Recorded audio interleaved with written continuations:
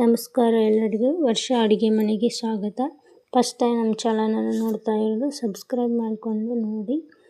ಮತ್ತು ಈ ವಿಡಿಯೋ ನಿಮಗೆ ಇಷ್ಟ ಆದರೆ ಲೈಕ್, ಶೇರ್ ಆ್ಯಂಡ್ ತಪ್ಪದೇ ನಮ್ಮ ಚಾನಲನ್ನು ಸಬ್ಸ್ಕ್ರೈಬ್ ಮಾಡಿಕೊಳ್ಳಿ. ಈಗ ದೋಸೆಯನ್ನು ಹೇಗೆ ಮಾಡೋಣ ಅಂತ ನೋಡೋಣ ಬರ್ರಿ. ನಾವಿಲ್ಲೇ 2 ಗ್ಲಾಸ್ ರೇಷನ್ ಅಕ್ಕಿ ತೊಗೊಂಡಿದ್ದೀವಿ. ನೀವು ಯಾವುದಾದ್ರೂ ಅಕ್ಕಿ ತೊಗೊಳ್ಬೋದು.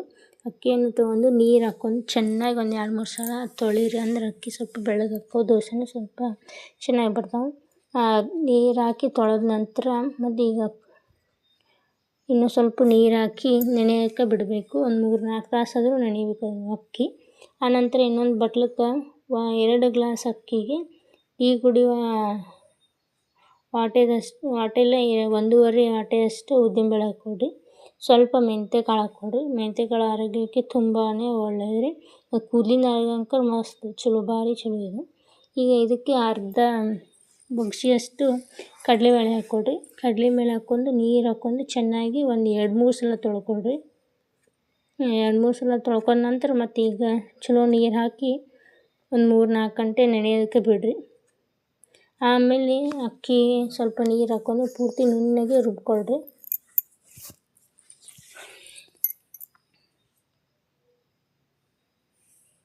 ಆನಂತರ ಅಕ್ಕಿ ರುಬ್ಕೊಂಡ ನಂತರ ಈ ಉದ್ದಿನಬೇಳೆನ ಹಾಕ್ಕೊಳ್ರಿ. ಉದ್ದಿನಬೇಳೆ ಹಾಕ್ಕೊಂಡು ಸ್ವಲ್ಪ ನೀರು ಹಾಕ್ಕೊಂಡು ಪೂರ್ತಿ ಪೇಸ್ಟ್ ಥರ ಮಾಡ್ಕೊಳ್ರಿ. ಯಾವುದೇ ರೀತಿ ಕಾಳು ಉಳಿಬಾರ್ದು. ಅನಂತರ ಒಂದು ಅರ್ಧ ಬಟ್ಲಕ್ಕಿಂತ ಜಾಸ್ತಿ ಬಟ್ಲಷ್ಟು ಚುಮ್ಮರಿ ಹಾಕ್ಕೊಂಡಿವ್ರಿ. ಚುಮ್ಮರಿ ನೀವು ನೆನೆಸಿ ಕೂಡ ಹಾಕ್ಕೋಬೋದು. ನಾವಿಲ್ಲಿ ಹಾಗೆ ಹಾಕ್ಕೊಂಡಿದ್ದೀವಿ. ಇದಕ್ಕೆ ಸ್ವಲ್ಪ ನೀರು ಹಾಕ್ಕೊಂಡು ಮಿಕ್ಸಿಗೆ ಹಾಕ್ಕೊಂಡು ಆಮೇಲೆ ಈ ಎಲ್ಲ 3 ಐಟಮ್ ಹಾಕ್ಕೊಂಡು ಚೆನ್ನಾಗಿ ಕಲಸಿರಿ. ಹಿಟ್ಟು ಈ ರೀತಿ ಗಟ್ಟಿಯಾಗಿರಬೇಕು. ಈ ಚುಮ್ಮರಿ ಹಾಕೋದ್ರಿಂದ ದೋಸೆ ಕಲರ್ ಬರ್ತದೆ. ಇದೆಲ್ಲ ಹಾಕಿ ಒಂದು 8 ತಾಸು ಹಿಟ್ಟು ನೆನೆಯೋದಕ್ಕೆ ಬಿಡ್ರಿ. ಹಿಟ್ಟು 8 ತಾಸು ನೆನೆದ ನಂತರ ಈ ರೀತಿಯಾಗಿರ್ತದೆ. ಎದ್ದ ತಕ್ಷಣ ಇದಕ್ಕೆ ಸ್ವಲ್ಪ ಉಪ್ಪು, ರುಚಿಗೆ ತಕ್ಕಷ್ಟು ಉಪ್ಪು. ನಾವಿಲ್ಲಿ ಕೆಂಪು ಉಪ್ಪು ಹಾಕ್ಕೊಂಡಿದ್ದೀವಿ. ನೀವು ಯಾವುದಾದ್ರೂ ಹಾಕ್ಕೊಳ್ಬೋದು. ಸ್ವಲ್ಪ ಸೋಡಾ ಪುಡಿ ಹಾಕ್ಕೊಳ್ರಿ. ಅದು ಚೆನ್ನಾಗಿ ಕಲಸಿಡ್ರಿ. ಈ ಉಪ್ಪು ಮತ್ತು ಸೋಡಾ ಪುಡಿಯನ್ನು ದೋಸೆ ಮಾಡೋಕ್ಕಿಂತ 1 ತಾಸು ಮೊದಲು ಹಾಕಿಡ್ರಿ. ಇಲ್ಲ 1 ತಾಸು ಅಥವಾ ಒಂದು 10-15 ನಿಮಿಷ ಆದ್ರೂ ನೆನೆ ಹಾಕಿಡ್ರಿ.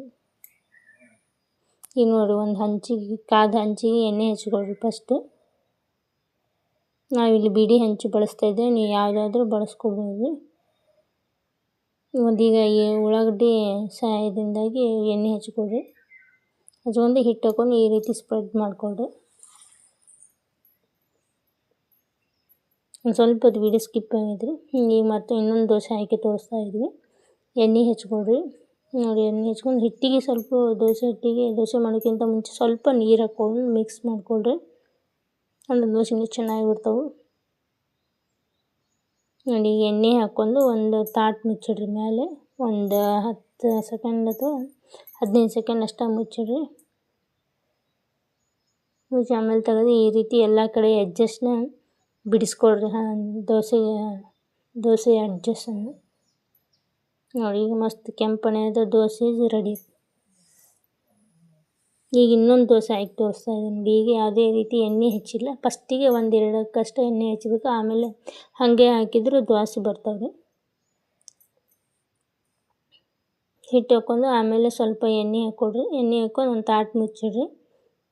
ಆಮೇಲೆ ತಾಟು ತೆಗೆದು ದೋಸೆ ಎಡ್ಜಸ್ಟನ್ನು ಬಿಡಿಸ್ಕೊಳ್ಬೇಕು. ಎಲ್ಲ ಕಡೆ ಆರಾಮ್ ಬರ್ತೈತೆ ಅಂಟ್ಕೊಂಡ್ಮೇಲೆ.